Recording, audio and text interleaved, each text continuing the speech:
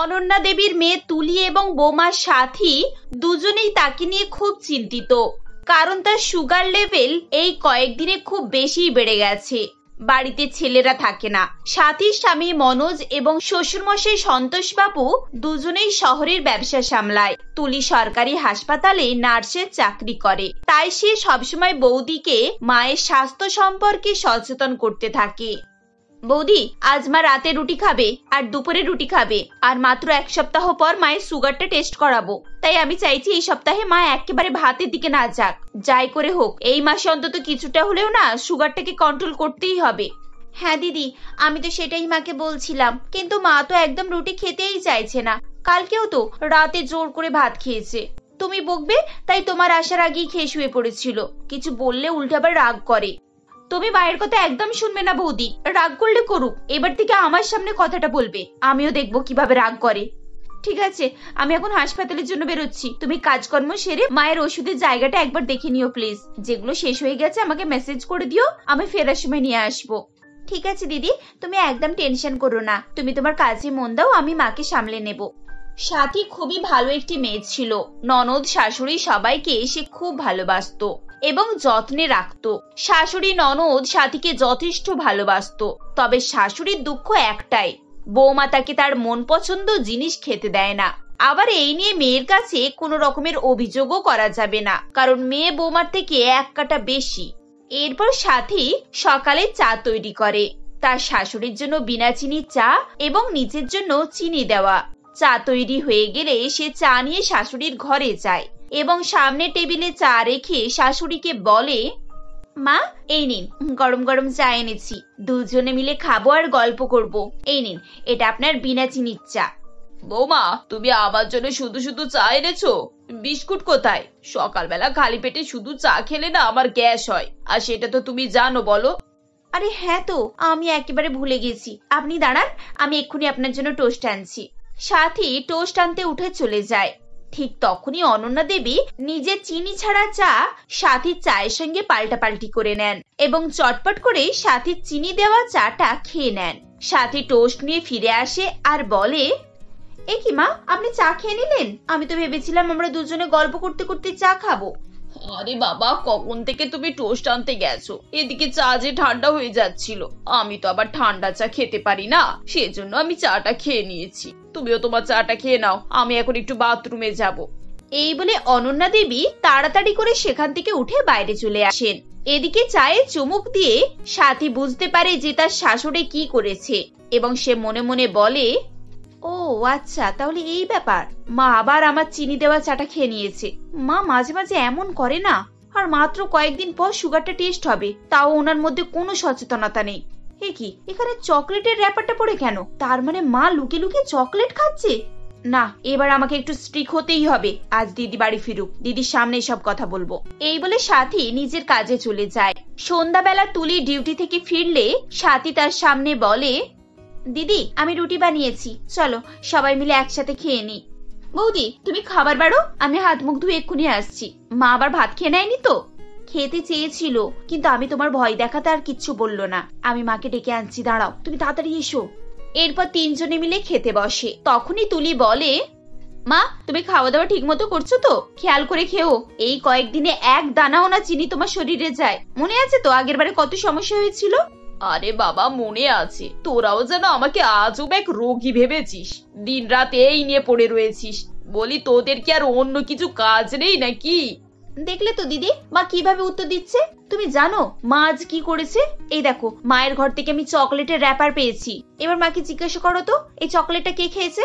সাথীর হাতে চকলেটের র্যাপার দেখে অনন্যা দেবী একটু ঘাবড়ে যান আর বলেন, বৌমা তুমি আমার ব্যাপারে মিথ্যা অপবাদ দিচ্ছ কেন গো? এই বাড়িতে আমি ছাড়া কি আর কেউ নেই? আমি কেন চকলেট খেতে যাবো? আমার তো আর খেয়ে দে কাজ নেই যে আমি লুকিয়ে লুকিয়ে চকলেট খাবো। আমি কি বাচ্চা নাকি যে লুকিয়ে লুকিয়ে চকলেট খাবো? তাহলে আপনি কি বলতে চাইছেন মা? আমি লুকিয়ে লুকিয়ে চকলেট খেয়ে আপনার ঘরে র্যাপার ফেলে দিয়ে এসেছি, তাই তো? মা তুমি আমার দিব্যি করে বলো তো, তুমি চকলেটটা খাওনি? মেয়ের এই কথা শুনে অনন্যা দেবী ফেঁসে যান এবং তাকে বাধ্য হয়ে সত্যি বলতে হয়। আরে বাবা, এটা তো অনেক দিনের চকলেট, ব্যাগে পড়েছিল। এমনিতেও বাড়িতে কেউ বাচ্চা নেই, আর বৌমা বা তুই কেউই চকলেট খাস না, এত দামি চকলেট, তাই আমি ভাবলাম শুধু শুধু শুধু কেন নষ্ট হয়ে যাবে, আমি খেয়ে নি। সত্যি বলছি, শুধুমাত্র নষ্ট হয়ে যাবে বলেই আমি খেয়েছি, তা না হলে আমার চকলেট খাওয়ার কোনো ইচ্ছেই ছিল না। অনন্যা দেবীর কথা শুনে তুলি রেগে যায় এবং সাথীকে বলে, বৌদি, এবার থেকে আমি তোমাকে বলে দিচ্ছি, তোমার যেটা ভালো মনে হবে না তুমি সেটাই করবে। সেদিন কি বলছিলে না করলার জুস না কি বলছিলে? কালকে হাসপাতাল থেকে আসার সময় আমি 2 কেজি করলা নিয়ে আসবো। প্রত্যেক দিন মাকে করলার জুস বার করে খাওয়াবে। আমি আর এইসবে নেই বলে দিলাম। কিন্তু মা, ওই করলা জুস আমি কি করে খেতে পারি বলতো? ওসব খেলে না আমার গা গোলায়। তুমি লুকিয়ে লুকিয়ে বাচ্চাদের মতো চকলেট খেতে পারো, তখন তো তোমার গা গোলায় না, আর এখন করলার জুসে গা গোলাচ্ছে? শোনো বৌদি, আর কোন রকমের ঢিলামি দিলে কিন্তু চলবে না। পরের দিন সাথী 1 গ্লাস করলার জুস বার করে তুলির কাছে নিয়ে যায় আর বলে, এই নাও দিদি করলার জুস, এটা তুমি নিজে মাকে খাইয়ে দাও। তুমি তো জানো আমি যদি মাকে করলার জুস খাওয়াতে চাই তাহলে উনি আমাকে আরো 10টা কথা শোনাবেন, উপরন্তু এটা খাবেনও না। তুমি বললে উনি চুপচাপ খেয়ে নেবেন। ঠিক আছে বৌদি, তুমি আমাকে দাও। তুলি করলার জুস নিয়ে অনন্যা দেবীর কাছে যায় এবং তাকে সেটি খেতে বলে। কেন আমার সঙ্গে এরকম করছিস বলতো? তুই কি চাস আমি বেশি দিন না বাঁচি? মা, তুমি যাতে বেশি দিন বাঁচো তার জন্যই আমরা এসব করছি। তুমি যদি চাও আমার ব্লাড প্রেশারের অসুখ না করুক তাহলে কিন্তু তুমি এটা খাবে, কারণ ইদানিং তোমার কথা চিন্তা করতে করতে না আমার নিজের প্রেশার বেড়ে যাচ্ছে। তুলি এভাবে বললে অনন্যা দেবী আর বাধা দেন না। সেদিন তিনি করলা জুস খেয়ে নেন। দেখতে দেখতে 7 দিন কেটে যায় এবং অনন্যা দেবীর ব্লাড সুগার টেস্ট করা হয় এবং টেস্টের রিপোর্টে দেখা যায় তার ব্লাড সুগার 360, যা দেখে সবাই খুব চিন্তিত হয়ে পড়ে। দেখেছো তো তোমার জেদের জন্য কি রেজাল্টটা হলো? লুকে লুকে চকলেট খাবে, চিনিওয়ালা চা খাবে, সবজি খাবে না, রুটি খাবে না, সকালে হাঁটতে যাবে না। এবার আমি কি করব বলো তো? আমার ভুল হয়ে গেছে রে মা, আমি আর তোদের কথা অমান্য করব না। তোরা যা বলবি আমি তাই শুনবো, কিন্তু সত্যি বলছি ওই করলার জুস আমার একদম খেতে ভালো লাগে না। কিন্তু সত্যি বলছি ওই করলার জুস আমি একদম খেতে পারবো না। কেন পারবেন নাটা কেন? করলা জুসে এমন কি আছে যে আপনি খেতে পারবেন না? তোমাদেরকে তো আর করলার জুস খেতে হয় না, তাই তোমাদের কিছু মনেও হয় না। তুলি, তোরা আমাকে যা খাওয়াবি আমি তাই খেয়ে নেবো, কিন্তু আমারও তার জন্য একটা শর্ত আছে। শর্ত? কি শর্ত মা? শর্ত হচ্ছে আমি করলা জুস খাবো না, আর যাই খাই না কেন তোদেরকে আমার সঙ্গে সেই খাবার খেতে হবে। যদি এরকম হতে পারে তাহলে আমি খেতে রাজি আছি। অনন্যা দেবীর কথা শুনে সাথী এবং তুলি দুজনেই চিন্তায় পড়ে যায়। রাতে শুতে শুতে সাথী ভাবে তার শাশুড়িকে সবজি করলা খাওয়াবে যাতে করে সবাই সেটা খেতে পারে এবং তার খেতেও সমস্যা না হয়। এইসব নিয়েই ভাবনা চিন্তা করছিল। ঠিক তখনই সে তার মাকে ফোন করে এবং এসব ব্যাপারে বলে। খানিকক্ষণ পর মায়ের সাথে পরামর্শ করে এবং সে আবার তার বোনকে ফোন করে। সবার সাথে কথা হয়ে গেলে সে তুলির ঘরে যায় আর বলে, দিদি দেখো তো, আমি কয়েকজনের সঙ্গে কথা বলে এই রেসিপিটা লিখেছি, তুমি একবার চেক করে দেখো তো এগুলো মাকে খাওয়ানো যাবে। এরপর তুলি এবং সাথী দুজনে মিলে ঠিক করে যে তারা পরের দিন থেকে অনন্যা দেবীকে কি কি খাওয়াবেন। সকাল সকাল সাথী রান্নার কাজে লেগে পড়ে। সে করলা দিয়ে পরোটা তৈরি করে এবং তার উপরে বিভিন্ন রকমের সবজি ছড়িয়ে তাকে পিৎজার মতো রূপ দেয়। খানিকক্ষণ পর সে ডাইনিং টেবিলে খাবার আনে। খাবার দেখে অনন্যা দেবীর মুখে হাসি ফুটে ওঠে এবং তিনি বলেন, আরে বৌমা, তুমি আমার জন্য পিৎজা করে এনেছো নাকি এটা পরোটা? মা, এটা আপনি যে নামে ডাকবেন সেটাই। আপনি খেয়ে দেখুন তো আপনার খেতে ভালো লাগছে নাকি?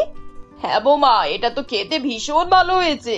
যাক, তোমরা আমাকে যে করলা থেকে দূরে রেখেছো সেটাই অনেক। ছোটবেলা থেকেই না করলাটাকে আমি একেবারে পছন্দ করি না। এই কদিন কি কষ্টে যে করলার জুস খাচ্ছিলাম যে তোমাকে কি বলবো। এই খাবার খেতে তোমার কোনো সমস্যা নেই তো মা?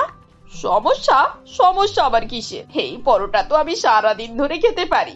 এটা আমার খুব ভালো লেগেছে বৌমা। অনন্যা দেবীর কথা শুনে তুলি এবং সাথী একে অপরের দিকে তাকায় এবং মুচকি মুচকি হাসে।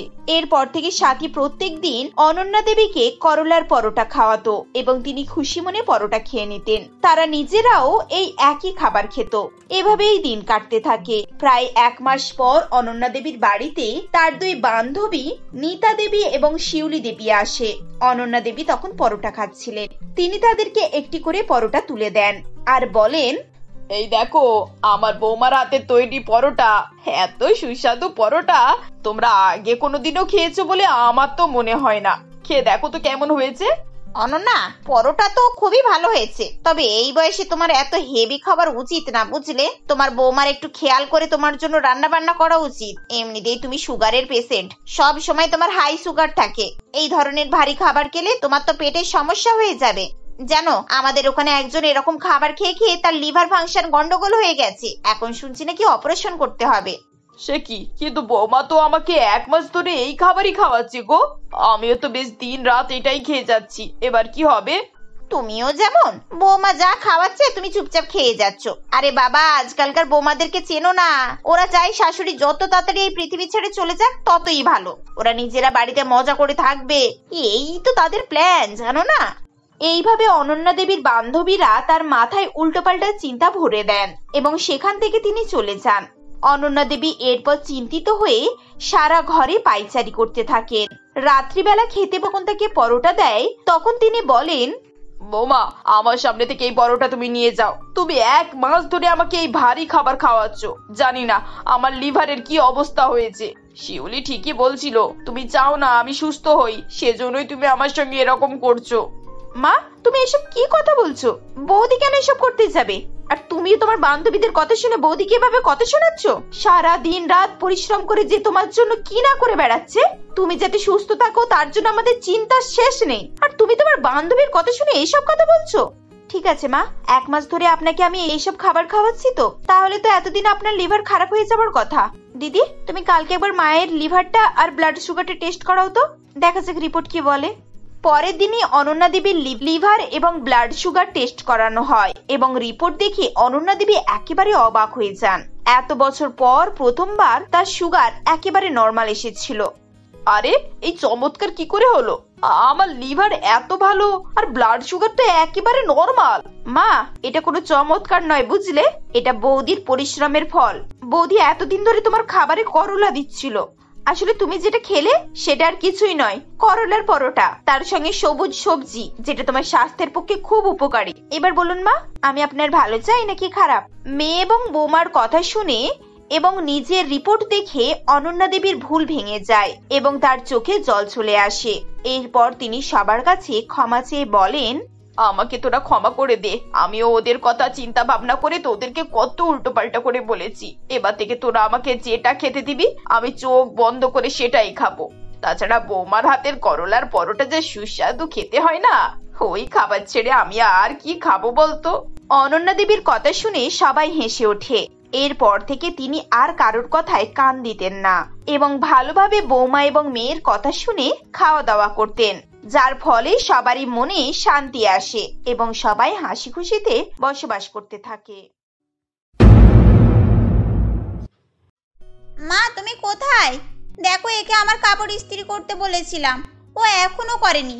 এবার আমি আমার ফ্রেন্ডদের সঙ্গে পার্টিতে কি পরে যাব?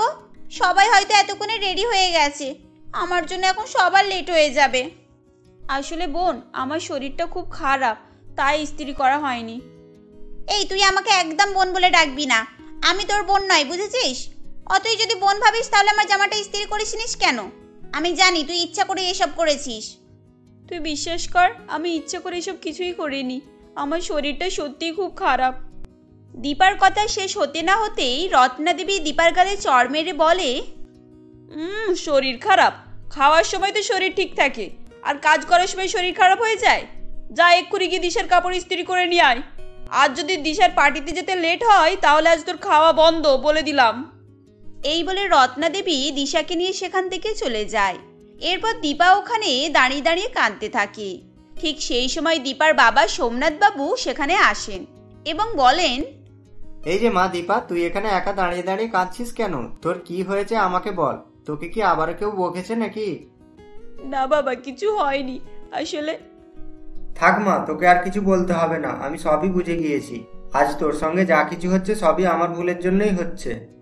না বাবা, দয়া করে তুমি এভাবে বলো না। রত্নামাকে আমি আমার নিজের মায়ের মতোই ভালোবাসি, আর দিশাকে আমি আমার নিজের বোনের মতো ভালোবাসি। তুমি দেখবে একদিন সব ঠিক হয়ে যাবে। আসলে রত্না দেবী ছিল দীপার সৎ মা। দীপা ছোটবেলায় তার মাকে হারায়।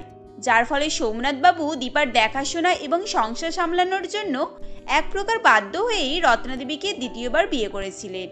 দীপাও তার নতুন মাকে পেয়ে খুবই খুশি ছিল। প্রথম প্রথম সবকিছুই ঠিকঠাক চলছিল। সমস্যা তখনই শুরু হয় যখন সোমনাথবাবু এবং রত্নাদেবীর মেয়ে দিশার জন্ম হয়। দিশার জন্মের পর সোমনাথবাবু তার দুই মেয়েকেই সমান চোখেই দেখতেন, কিন্তু হঠাৎই রত্নাদেবীর আচরণ বদলাতে শুরু করে। সে তার সৎ মেয়ে দীপাকে সহ্যই করতে পারত না। এভাবেই সময়ের সাথে সাথে তারা দুই বোন বড় হতে থাকে। দিশা খুব আদর যত্নেই বড় হয়, কিন্তু এদিকে দীপার সঙ্গে রত্নাদেবী বাড়ির কাজের লোকের মতোই ব্যবহার করত। কোনো রকমে দুবেলা দুমুঠো খাবারটুকুই তার কপালে জুটত। এভাবেই দিন অতিবাহিত হতে থাকে। রত্নাদেবী দীপাকে দিয়েই বাড়ির সমস্ত কাজ করাতো এবং প্রত্যেক দিন কিছু না কিছু কারণে রত্নাদেবী দীপার উপরে অত্যাচার করত। দীপার প্রতি রত্নাদেবীর এরকম দুর্ব্যবহার দেখে একদিন সোমনাথবাবু রত্নাদেবীকে বলেন, এই যে রত্না, শুনছো? আমাদের দুই মেয়ে এখন অনেক বড় হয়ে গিয়েছে। আমার মনে হয় এবার ওদের বিয়ে দিয়ে দেওয়া উচিত। তা তোমার মতে কি বলে? হ্যাঁ, ঠিকই বলেছো। আমার মেয়ে দিশার জন্য আমি খুব ধনী পরিবারের সম্বন্ধ করব, যাতে বিয়ের পর ওর কোনো কষ্ট না হয়। কিন্তু তুমি দুই মেয়ে বলছো কেন? দীপার বিয়ে হয়ে গেলে বাড়ির কাজ কে করবে? কি তাই বলে তুমি বাড়ির কাজ করানোর জন্য দীপার বিয়ে দেবে না? তাহলে শোনো, এবার থেকে বাড়ির কাজ তুমি নিজেই করবে। আর হ্যাঁ, শুধু দিশার জন্য কেন, আমি দীপার জন্য ভালো সম্বন্ধ দেখব। সোমনাথবাবুর মুখে দীপার কথা শুনে রত্নাদেবী রেগে যায়। রত্নাদেবী রাগে নিজের ঘরে চলে যায়। এরপর সোমনাথবাবু তার দুই মেয়ের জন্য ভালো পাত্রের সন্ধান করতে থাকে। এরপর কিছুদিনের মধ্যেই সোমনাথবাবু ভালো পাত্রপক্ষেরও সন্ধান পেয়ে যায় এবং দুই মেয়ের বিয়েও ঠিক হয়ে যায়। এমনই একদিন দিশা বলে, মা, বিয়ে তো আর বেশি বাকি নেই। এবার তো আমাদেরকে শপিং করতে হবে নাকি? আমি কিন্তু আমাদের শহরে সব থেকে বড় শপিং মল থেকেই শপিং করব। হ্যাঁ হ্যাঁ হ্যাঁ রে মা, আমরা আজই শপিং করতে যাব। আর তোর যেখান থেকে যা মন চাই তুই তাই কিনবি।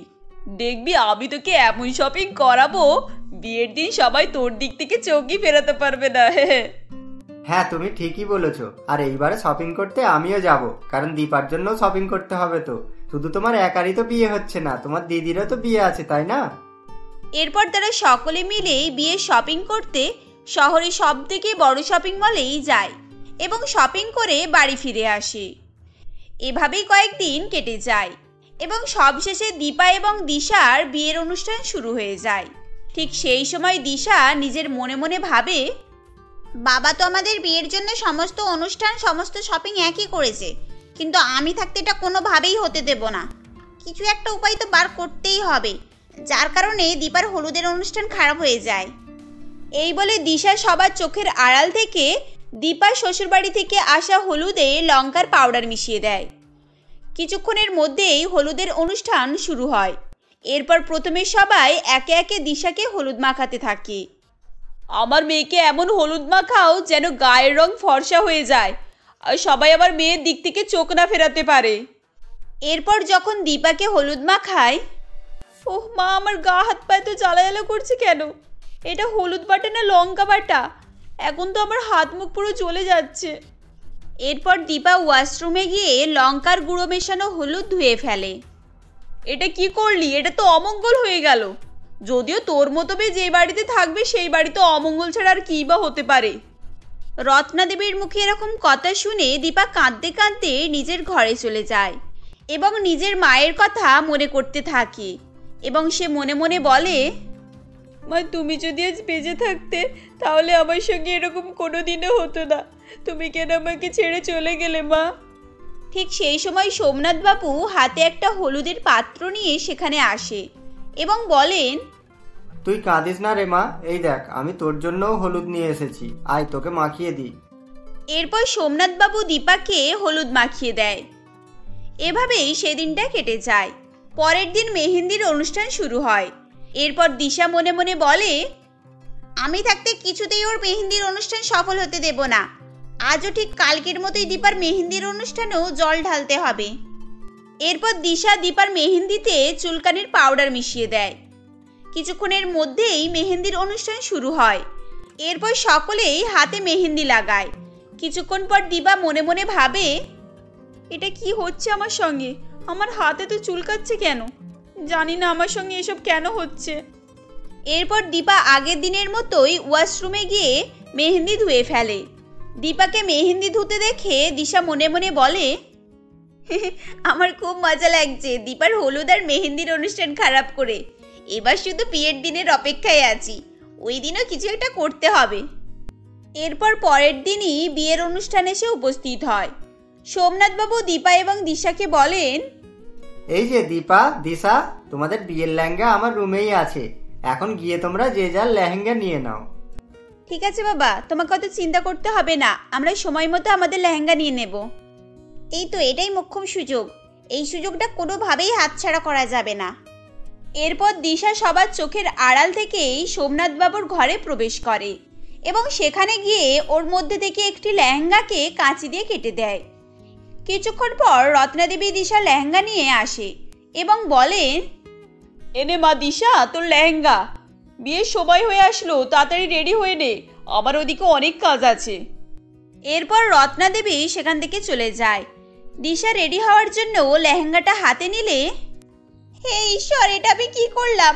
আমি তো তাড়াহুড়োতে নিজের লেহেঙ্গাটাই কাঁচি দিয়ে কেটে ফেলেছি, এবার আমি কি পরে বিয়ে করব? দিশা এভাবেই কান্নাকাটি করতে থাকে। ঠিক সেই সময় রত্নাদেবী এবং সোমনাথবাবু দিশার ঘরে আসে এবং তাকে কাঁদতে দেখে রত্নাদেবী বলেন, কিরে মা, তুই এখন এভাবে কাঁদছিস কেন? আর তুই এখনো রেডি হসনিস কেন? বিয়ের সময় তো হয়ে গেল, এক্ষুনি পুরোহিত বসে ডাকলেন বলে কথা। বাবা, মা, আমি খুব বড় ভুল করে ফেলেছি। আমি দীপার বিয়ের জামা নষ্ট করতে গিয়ে নিজের জামাই কেটে নষ্ট করে ফেলেছি। এখন আমি কি পরে বিয়ে করব কিছুই বুঝতে পারছি না। কি হলো, তুই এভাবে কাঁদছিস কেন? একটা জামার জন্য তোর এত কষ্ট হচ্ছে, তুই কান্নাকাটি করছিস, তাহলে একবার ভেবে দেখ, তোরা মা মেয়েতে দীপাকে সারা জীবন কতই না কষ্ট দিয়েছিস, ও তোদের জন্য সেই প্রথম থেকে কতই না চোখের জল ফেলেছে। এভাবেই তারা তিনজনে কথাবার্তা বলছিল। ঠিক তখনই দীপা দিশার ঘরের বাইরে থেকে তাদের সমস্ত কথাবার্তা শুনে নেয়। এরপর সে ঘরে এসে বলে, বোন, তুই এভাবে কাঁদিস না, আমি তোর চোখের জল কিছুতেই সহ্য করতে পারি না। তোর দিদি বেঁচে থাকতে তোর চোখের জল কিছুতেই আসতে দেবে না। এই নে বোন, তুই আমার লেহেঙ্গাটা পরে নে, আমার কাছে আমার বোনের হাসিটা সব থেকে বেশি গুরুত্বপূর্ণ। কিন্তু দিদি, তোমার লেহেঙ্গাটা আমাকে দিয়ে দিলে তুমি কি পরবে? আমার ভুলের জন্য এইসব হয়েছে, কিন্তু তার জন্য তুমি কেন তোমার লেহেঙ্গা আমাকে দিচ্ছ? কি রে দীপা, তাহলে এবার তোরা বুঝেছিস তো? তোরা মা মেয়েতে এখনো পর্যন্ত দীপাকে চিনতে পারলি না। ও হচ্ছে সত্যিকারের খাঁটি সোনা, ও সবসময় নিজের থেকে আগে তোদের দুজনের কথাই ভাবে। কিন্তু দুঃখের বিষয় হলো তোরা মা মেয়ে ওর উপরে সবসময় খারাপ ব্যবহার করে এসেছিস। সোমনাথবাবু এভাবে বললে রত্নাদেবী এবং দিশা তাদের ভুল বুঝতে পারে এবং তারা দুজন দীপার সাথে করে আসা ব্যবহারের জন্য পস্তাতে থাকে। এরপর দীপা তার বাবাকে বলে, বাবা, তুমি মাকে আর বোনকে এভাবে বলো না, আর বোন ওর ভুলটা বুঝতে পেরেছে, এটাই অনেক আমার কাছে, এর থেকে বেশি আমার আর কিছু চাই না বাবা। দিদি, আমাকে ক্ষমা করে দাও, আমি তোমার উপরে অনেক অত্যাচার করেছি, ছোট বোন মনে করে ক্ষমা করে দাও দিদি। হ্যাঁ রে মা, আমাকে ক্ষমা করে দে। আমি জানি আমি কোনোদিন তোকে মায়ের ভালোবাসা দিতে পারিনি, কিন্তু তবুও তুই কোনোদিন আমাকে সৎ মা ভাবিস নিস, আমাকে ক্ষমা করে দে রে মা। তারা মা মেয়ে এভাবে কান্নাকাটি করতে থাকলে দীপাও তাদেরকে ক্ষমা করে দেয়। এরপর রত্নাদেবী তার বিয়ের লেহেঙ্গা নিয়ে আসে এবং দীপাকে দেয়। তারপর দীপা তার মায়ের লেহেঙ্গা পরে নেয়। কিছুক্ষণের মধ্যেই দীপা এবং দিশার বিয়ে হয়ে যায় এবং তারা যে যার শ্বশুরবাড়ি চলে যায়। এরপর থেকে রত্নাদেবী তার দুই মেয়ে দীপা এবং দিশাকে সমান চোখেই দেখত এবং তারা সকলে যে যার বাড়িতে সুখে শান্তিতে বসবাস করতে থাকে।